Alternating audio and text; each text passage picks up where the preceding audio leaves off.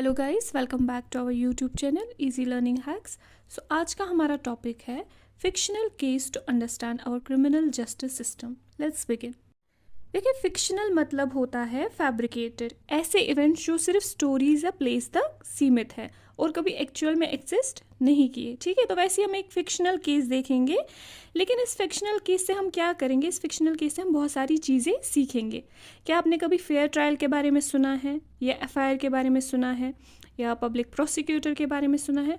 तो इस fictional case से हम ये सारी चीज़ें सीखने को मिलेंगी कि हमें हर एक का डिफरेंट डिफरेंट रोल समझने को मिलेगा। ठीक है, डेट है 18/7/2006 at their apartment in Mumbai. Mrs Shinde is getting dressed. She has been frenetically searching for her gold chain for over an hour. I am sure it was in this drawer, where could it have be. ठीक, तो क्या होता है कि Mrs Shinde जो हैं वो पिछले 1 घंटे से अपनी गोल्ड की चेन ढूंढ रही हैं। वो काफ़ी चिंतित भी हैं और जल्दबाजी में भी हैं। वो सोच रही है कि चेन तो मैंने इसी ड्रॉर में रखी थी, लेकिन अब वो मिल नहीं रही है। तो मिस्टर शिंदे यहाँ से बोलते हैं, hurry up, we are going late, we are going to be late for the wedding. तो आप जल्दी करें मिसेस शिंदे, हम शादी के लिए लेट हो जाएंगे। तो मिसेस शिंदे बोलती है, I can't find my gold chain, it's not in the drawer, I suspect that Shanti might have stolen it, she always spends a long time dusting my room. तो मिसेस शिंदे कहती है, मुझे लगता है मेरी गोल्ड चेन जो है वो मुझे मिल नहीं रही है, तो मुझे लगता है वो शांति ने चुराई होगी। तो शांति उनके यहाँ काम करने वाली होती है, तो वो काफ़ी वक्त लगाती है मेरे रूम की सफाई करने में। ठीक है, तो Shanti has been working in the house for the past 3 years. Shanti, have you begun to steal now and that too my gold chain, bring your trunk, I want to search it, we have called the police, so if you have the chain return it now. Shanti इनके यहाँ 3 सालों से काम कर रही है, तो Mrs Shinde शांति को बुलाती है और पूछती है कि क्या तुमने अब मेरी गोल्ड की चेन चुराई है, तुम अपना ट्रंक इधर लाओ, हम उसकी तलाशी लेंगे, और अगर तुमने ऐसा किया है तो तुम वो जल्दी से रिटर्न कर दो, हम वरना पुलिस को बुला लेंगे। Madam, I haven't stolen it. Shanti बोलती है, मैडम मैंने तो कोई चेन नहीं चुराई है, आप चाहें तो तलाशी ले लें। Mr Shinde search Shanti's trunk and finds an envelope of 10,000 in it. He screams at Shanti saying that this is the money she got from selling the chain. तो मिस्टर शिंदे शांति के ट्रंक की तलाशी लेते हैं और वहाँ उन्हें 10,000 रुपये मिलते हैं एक एनवलप में। तो अब ये सस्पेक्ट करते हैं कि शांति ने चेन बेच दी है और ये उसी के पैसे हैं। साहब, my brother and I have been saving this money over the last 1 year. We want to buy a bull when we go to our village, madam I am innocent. तो शांति बोलती है कि मैंने ये चेन नहीं चुराई है, ये पैसे मैंने और मेरे भाई ने मेहनत करके कमाए हैं, और हमने पिछले 1 साल से सेव कर रहे हैं ताकि जब हम गांव जाएं हम वहाँ एक बैल खरीद सकें। ठीक है, Mr Shinde has come to the police station. तो मिस्टर शिंदे क्या करते हैं, वो पुलिस स्टेशन चले जाते हैं। ठीक, तो I have come to file an FIR, there has been theft in my house, my maid Shanti has stolen my wife's necklace. Yes. फिर वो जब पुलिस स्टेशन जाते हैं तो मिस्टर शिंदे कहते हैं, मुझे एक एफआईआर फाइल करना है, मेरी मेड ने मेरी वाइफ की चेन चोरी की है। ठीक, sub inspector SI Rao records mister Shinde's FIR. तो सब इंस्पेक्टर राव जो है वो मिस्टर शिंदे की एफआईआर लिखते हैं। Mister Shinde returns with sub inspector Rao. I will now write the statements that Mr. and Mrs. Shinde make about this theft. Let me seal the envelope that has the money and take it with me as evidence.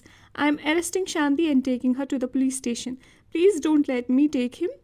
I haven't stolen the chain. This is my hard-earned money. तो क्या है कि अब mister जो शिंदे हैं वो आते हैं घर सब इंस्पेक्टर राव के साथ। एफआईआर तो फाइल हो गया है, अब वो मुलजिम को पकड़ने आते हैं। तो इंस्पेक्टर राव जो है वो अपना काम शुरू करते हैं और वो जो पैसों का एनवलप होता है उसे सील करते हैं एविडेंस के तौर पे। ठीक है, और शांति को अरेस्ट किया जाता है और उन्हें पुलिस स्टेशन लिया जाता है।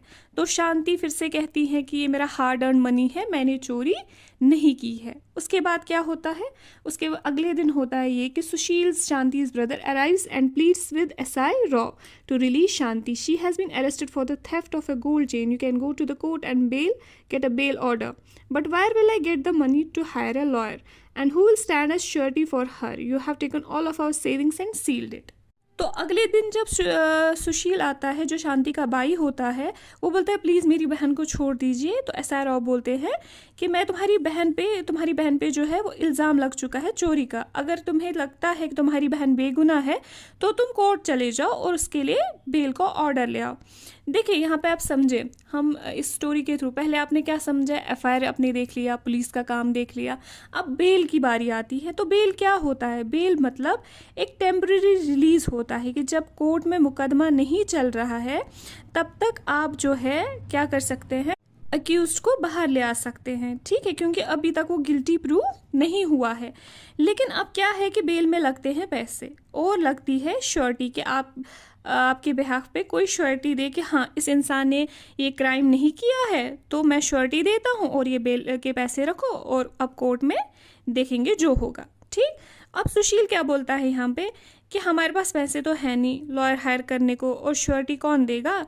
हमारे जो हार्ड अर्न मनी है वो सब आपने सील किया है, ठीक है। SI Rao forcibly keeps Sushil in the police station for 2 days. Sushil is abused and beaten by SI Rao and other police constables. They try and make him confess that he and his sister Shanti had a gang of domestic servants that have stolen jewelry from other homes. There have been other complaints of theft of jewelry from Shinde's neighborhood. As Sushil keeps repeating that he is innocent factory worker, the police let him go after 2 days. अब क्या होता है, SI Rao को इसकी जब सुशील कहता है कि हमारे पास अभी पैसे वैसे भी नहीं है, वो आपने सील कर दिए हैं, तो SI Rao को आता है गुस्सा और फोर्सबली सुशील को 2 दिन तक जेल में रखता है और उसे काफ़ी अब्यूज़ किया जाता है और मारा पीटा जाता है। अब उससे ज़बरदस्ती कन्फेस करवाते हैं वो कि वो और उसकी बहन एक गैंग चलाते हैं जहाँ वो लोग डोमेस्टिक हेल्प से घरों में चोरी करवाते हैं। जो शिंदे का नेबरहुड है वहाँ से कंप्लेंट आ जाती है कि वहाँ से फिर से चोरी हो गई है, ठीक। तो अब क्या होता है, सुशील फिर से रिपीट करता है कि मैंने चोरी नहीं की, आई एम इनोसेंट, तो पुलिस उसे 2 दिन के बाद जाने देती है, ठीक। 23/8/2006 को क्या होता है, although the court granted bail to Shanti after a month, she was unable to get anyone to stand surety for her for ₹20,000. She therefore continued to be in jail. She is very traumatized. She is worried about what will happen during the trial.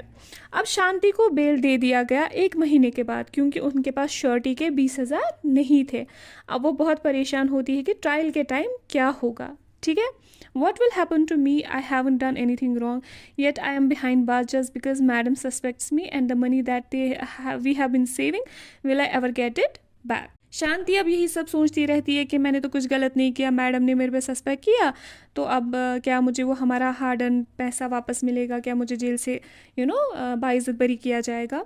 तो the police files a chargesheet in the magistrate court. The court gives a copy of the charge sheet including statements of witness to Shanti. Shanti tells the court that she has no lawyer to defend her against this false case of theft. The magistrate appoints advocate Kamla Roy as Shanti's defense lawyer at the government's expense. क्या होता है कि police file करती है एक chargesheet. Chargesheet मतलब होता है जो एक्यूज है उसके ऊपर क्या क्या चार्जेस लगे हैं वो सब कुछ एक शीट में लिख दिया जाता है, ठीक है, तो उसे हम चार्जशीट बुलाते हैं और उसे प्रेजेंट किया जाता है मजिस्ट्रेट के सामने. तो शांति बोलती है कि मेरे पास लॉयर हायर करने को पैसे नहीं है और जो मेरा केस लड़ सके, ठीक है, और जो शांति को उस चार्जशीट की कॉपी दी जाती है. तो जब मजिस्ट्रेट को पता चलता है शांति लॉयर हायर नहीं कर सकती है तो मजिस्ट्रेट खुद अपॉइंट करते हैं एक लॉयर शांति के लिए, ठीक है, क्योंकि शांति के पास पैसे नहीं होते हैं तो गवर्नमेंट उसका एक्सपेंस खुद देखेगी. अब कमला राव बनेगी डिफेंस लॉयर शांति की, ठीक है, मतलब वो शांति को डिफेंड करेगी क्योंकि शांति के ऊपर आरोप लगे हैं, ठीक. अब हम देखेंगे इसके आगे. According to article 22 of the constitution every person has a fundamental right to be defended by a lawyer. Article 39A of the constitution places a duty upon the state to provide a lawyer to any citizen who is unable to engage one due to poverty and other disability. Article 22 के हिसाब से आपका fundamental right है कि अगर आपके ऊपर कोई आरोप लगा है तो आप अपने आप को डिफेंड करने के लिए एक लॉयर मिले, ठीक. लेकिन अब अगर आपके पास पैसे ही नहीं होंगे तो आप लॉयर कहाँ से लाएंगे. तब उस केस में क्या होता है कि गवर्नमेंट की रिस्पॉन्सिबिलिटी बनती है कि वो आपको एक लॉयर प्रोवाइड करें, ठीक. तो आर्टिकल 39 के हिसाब से गवर्नमेंट आपको एक लॉयर प्रोवाइड करेगी अगर आपके पास पैसे नहीं हुए, ठीक. अब देखेंगे हम आगे. Advocate Kamala Roy meet Shanti in the court. Here are my case papers. I have been falsely accused of stealing my employer's gold chain. They found 10,000 rupees in Shanti's trunk and said that this was the money she got from stealing the chain. But that's the money we have been saving up together. अब advocate Roy जो है वो शांति से court में मिलती हैं और शांति उन्हें अपने केस के पेपर्स दे देती हैं और अपनी पूरी कहानी बताती हैं। तो क्या है कि उनके भाई बोलते हैं कि उन्होंने हमसे वो 10,000 रुपये जो लिए हैं वो हमारा हार्ड अर्न मनी है। The court frames a charge of theft of Mrs Shinde's gold chain and position of money ₹10,000 got from selling stolen property against Shanti. I plead not guilty and I claim trial. तो अब chargesheet क्या बनी थी? SI Rao ने की थी 10,000 रुपये शांति से चेन बेचने के बाद में लिए हैं। ठीक है, तो शांति ने जो चेन बेची थी उसके जो 10,000 रुपये थे वो शांति से मिले हैं। ठीक, तो शांति फिर से बोलती है कि मैं गुनहगार नहीं हूँ और मैं अपने ऊपर जो लगा चार्ज जो है उसके ऊपर वो फॉल्स है। ठीक है, तो the public prosecutor appears in the case on behalf of the state. He presents Mr and Mrs Shinde as a key witness. देखिए, अभी तक आपने देखा कौन कौन सा वर्ड पुलिस का आया, एफआईआर का आया, ठीक है ना, डिफेंस लॉयर का आया, वो आपने सीखा। और आपने किसका और कौन सा वर्ड देखा आपने? चार्जशीट वगैरह। ठीक, तो अब आप देखेंगे यहाँ पे और एक वर्ड आता है, वो है पब्लिक प्रोसिक्यूटर। ठीक है, तो देखें पब्लिक प्रोसिक्यूटर कौन होता है? गवर्नमेंट का एक लॉयर जिसका काम होगा प्रूव करना कि जो अपोजिट पार्टी है, जैसे शांति यहाँ पे है, उसने चोरी की हुई है और ये चोरी शांति ने ही की है, क्योंकि वो चोरी है वो मिस्टर या मिसेस शिंदे के अगेंस्ट में नहीं है। देखें, वो चोरी जो है वो मिस्टर या मिसेस शिंदे के अगेंस्ट में नहीं हुई है, सिर्फ वो चोरी ऐसा माना जाता है कि स्टेट के अगेंस्ट में हुई या गवर्नमेंट के अगेंस्ट में हुई है, गवर्नमेंट के अगेंस्ट में कुछ गलत हुआ है। ठीक है, तो गवर्नमेंट की ये रिस्पॉन्सिबिलिटी बनती है, गवर्नमेंट प्रूव करे कि अगर इस पर्सन पे आरोप लगा है तो वो सच में आरोपी है। So tell me, Mrs. Shinde, how did the gold chain go missing? I had kept my chain in the drawer Shanti stole it. No other outsider except Shanti goes into my room. Mr. Shinde searched her trunk in front of me and we were shocked to find 10,000 rupees in an envelope. Shanti got this money from selling my gold chain. She's a thief. तो public prosecutor आते हैं और mister and Mrs Shinde को कहते हैं कि वो एक की विटनेस की तरह उन्हें पेश करते हैं। तो पूछते हैं कि गोल्ड चेन कैसे खो गई? तो मिसेस शिंदे बोलती हैं कि मुझे शादी में जाना था और शांति हमारे यहाँ काम करती है, मैंने उसके पास 10,000 रुपये पाए ट्रंक में। जब हमने उसकी तलाशी ले ली तो उसने ही मेरी चेन चुरा के वो पैसे इकट्ठे किए हैं। ठीक, Next, Advocate Roy cross-examines the prosecution witness Mrs. Shinde. So what you are basically saying is that you did not see Shanti steal the chain, nor did you recover the chain on Shanti. Also, in the 3 years she has been working for you, nothing has been stolen from the house. You were also regularly paying her ₹1,000 as salary each month.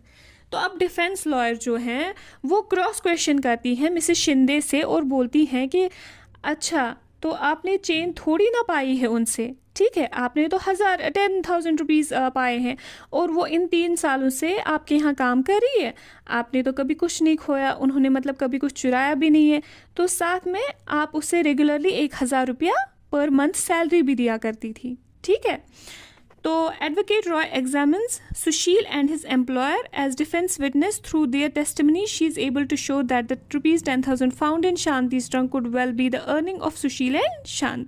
अब advocate Roy जो हैं वो बताती हैं कि ये 10,000 रुपये कमाई, जो ये 10,000 रुपये जो हैं वो इनकी कमाई के भी तो हो सकते हैं, ऐसा तो नहीं है कि चेन बेच के ही वो पैसे आ गए हो इनके पास। ठीक है, As the trial is near completion, Sushil learns that Inspector Sharma has busted a gang of young men who have been stealing jewelry from the Mr. Shinde's neighborhood.